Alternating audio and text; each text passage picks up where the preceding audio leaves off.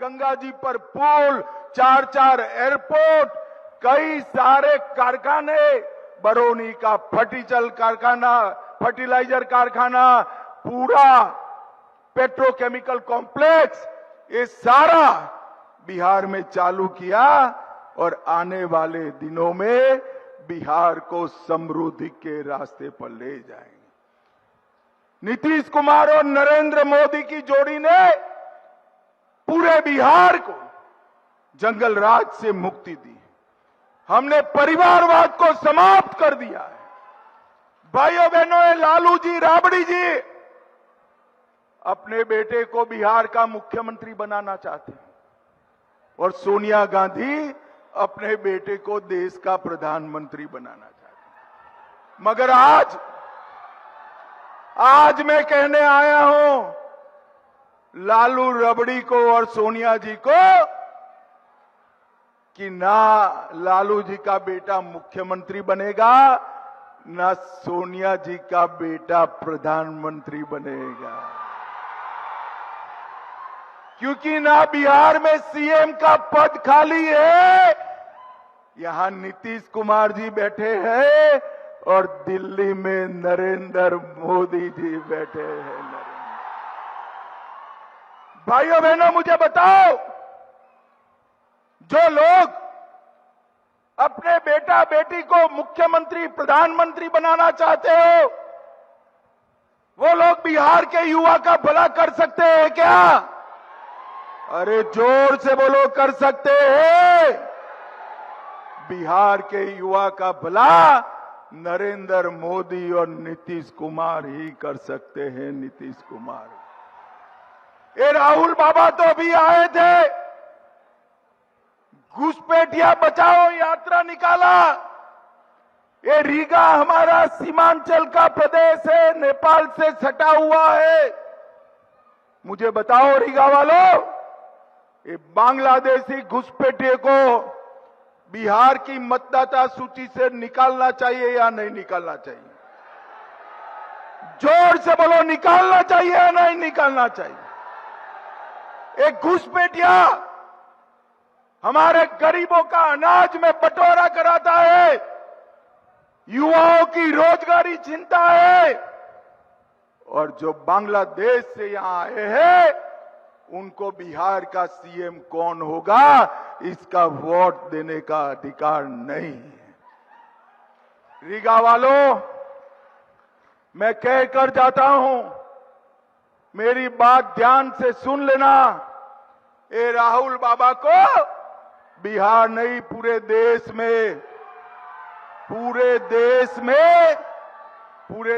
में रैली निकाल दें दो, घुसपैठिया बचाओ रैली। राहुल बाबा, हम देश से एक एक घुसपैठिए को चुन चुन कर निकालेंगे, चुन चुन कर निकालेंगे। भाइयों बहनों, केंद्र में कांग्रेस की सरकार रही, हमारे बिहार के कई जिले नक्सल प्रभावित थे। शाम को 3 बजे वोटिंग समाप्त हो जाए। आज पहली बार पूरा बिहार 5 बजे तक वोट डालने जाने वाला है, क्योंकि बिहार नक्सलवाद से मुक्त हो गया है, मुक्त। भाइयों बहनों, एनडीए सरकार का स्पष्ट नीति है, स्कूल में नियमित पढ़ाई, टाइम पर दवाई, खेत में सिंचाई और हर घर में साफ पानी की सप्लाई, ये हमारे एनडीए का वादा है। मित्रों, आज रीगा ब्लॉक वालों को मैं कहकर जाता हूं कि कुछ भी हो जाए, हमारी सीमाएं एसएसबी सुरक्षित कर बैठी है, सुरक्षित कर बैठी है, कोई बाल बांका नहीं कर सकता। भाइयों बहनों, नरेंद्र मोदी जी ने 11 साल के अंदर आतंकवाद को समाप्त करने की दिशा में ढेर सारे कदम उठाए। पहले कांग्रेस की सरकार थी, आए दिन आतंकवादी हमले होते थे। कभी भी कठोर कार्यवाही नहीं की। आतंकवादियों को बिरयानी खिलाया जाता था। क्या खिलाया जाता था? जोर से बोलो, क्या खिलाया जाता था?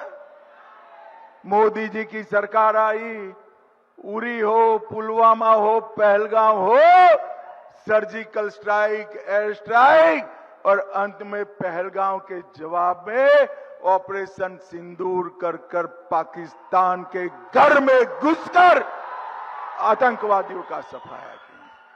नरेंद्र मोदी जी ने इस देश को सुरक्षित किया है। इस देश को समृद्ध करने का काम हमारे नरेंद्र मोदी जी। और राहुल बाबा छठ मैया का अपमान करते हैं। मुझे बताओ रीगा वालों, छठ मैया का अपमान करना चाहिए क्या?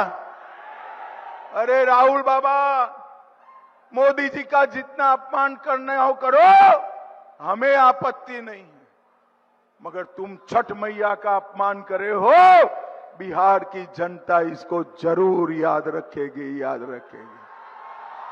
रीगा वालों, याद रखोगे या नहीं रखोगे? भाइयों बहनों, जब कभी भी उन्होंने मोदी जी का अपमान किया, जब कभी भी किया, जनता ने भाजपा को इतने ही बड़े मार्जिन से जिताया है। भाइयों बहनों, मैंने पहले बताया, लालू राबड़ी के शासन में यहां पर अंधेर राज था, जंगल राज था। रंगदारी के कारण हमारी चीनी मिल बंद हो गई थी। रंगदारी के कारण बरौनी का कारखाना बंद हो गया था। पेट्रोलियम कॉम्प्लेक्स आता नहीं था। बिजली के कारखाने लगते नहीं थे। और नीतीश बाबू ने जंगल राज को समाप्त कर कर बिहार के विकास के रास्ते खोल दिए हैं, खोल दिए हैं। और ये रीगा का चीनी मिल की तरह हर मिल को हम मजबूती से चालू करने का काम करेंगे। भाइयों बहनों, मैं सीतामढ़ी जिले में नरेंद्र मोदी सरकार में, नीतीश कुमार सरकार में जो विकास के काम हुए हैं वो गिनाना चाहता हूं।